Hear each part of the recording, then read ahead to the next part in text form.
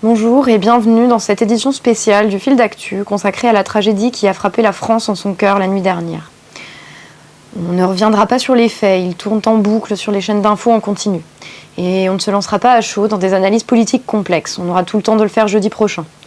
Nous allons plutôt tenter de comprendre le contexte et de donner du sens à ce qui apparaît pourtant comme le summum de l'absurdité. À l'heure où nous tournons cette vidéo, il semblerait que l'État islamique ait revendiqué ces attaques. Et ne nous le cachons pas, cela n'étonne personne dans le contexte actuel que ces assassins se revendiquent de l'islam. Contrairement à ce qu'on pourrait penser, le problème dépasse largement la question religieuse. Une étude du Centre de prévention contre les dérives sectaires liées à l'islam révélait d'ailleurs l'an dernier que l'immense majorité des djihadistes français provenaient de familles où la religion n'occupait pas une place importante et qui se considéraient même comme athées. Le cas particulier de Maxime Auchard, un jeune Normand de tradition catholique devenu bourreau de Daesh, avait marqué les esprits l'an passé. Il illustre à la perfection que le mal est plus profond qu'une simple guerre de religion. Il est donc temps de se demander comment les groupes intégristes arrivent aujourd'hui à recruter des jeunes dans notre pays, en offrant pourtant comme seule perspective de mourir en tuant un maximum de gens. Et la réponse, c'est que quelque chose va très très mal dans notre pays. Cette question avait été posée l'an dernier lors d'un débat télévisé confrontant Henri Guénaud et Jean-Luc Mélenchon, deux hommes politiques aux idées très éloignées, mais qui partagent une volonté de comprendre et d'expliquer le réel sans tomber dans la langue de bois. Écoutons Henri Guénaud répondre à la présentatrice Anne-Sophie Lapix. Un Français, Maxime Auchard, a été identifié sur la vidéo des bourreaux de l'État islamique. Il est normand, issu d'une famille catholique. Ce n'était pas un délinquant, il ne vivait pas dans un quartier difficile. Qu'est-ce que cela vous inspire ?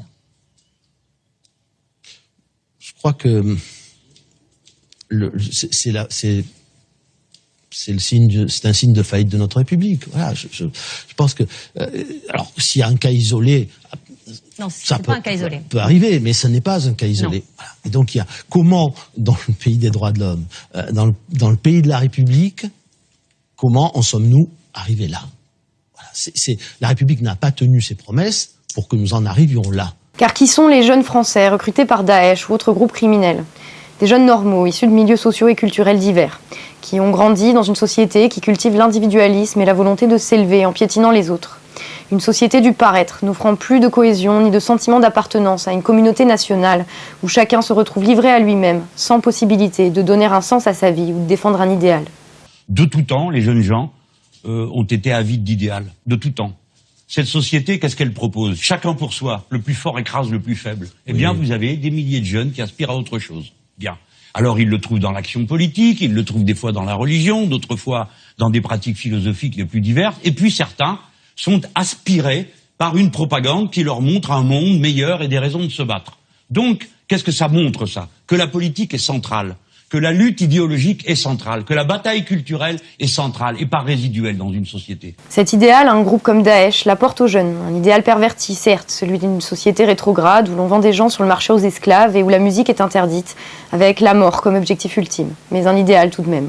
Oui, c'est un problème que nous avons à régler. Pas seulement en allant larguer des bombes en Syrie, mais en construisant une société qui donne des perspectives aux jeunes, un espoir de changer le monde pour le meilleur. C'est notre problème. Un problème de civilisation auquel nous devons trouver une solution à la mesure de l'enjeu. Un problème créé par un système qui a colonisé la pensée et éclate tout sentiment d'appartenance au collectif. Il ne faut pas s'étonner que des gens en quête de sens trouvent un déversoir dans les groupes extrémistes.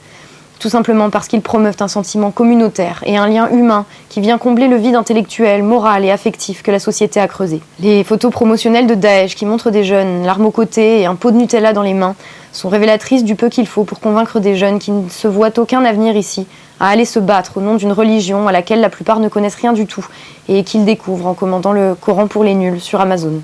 Véridique.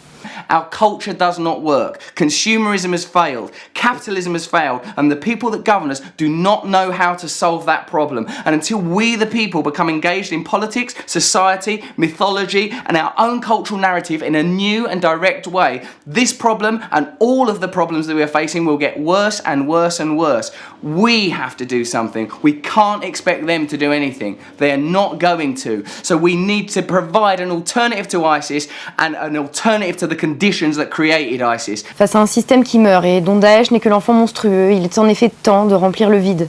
Le vide de l'argent et de la possession, du cynisme et de l'individualisme, de la culpabilisation de l'individu et de la mort du collectif.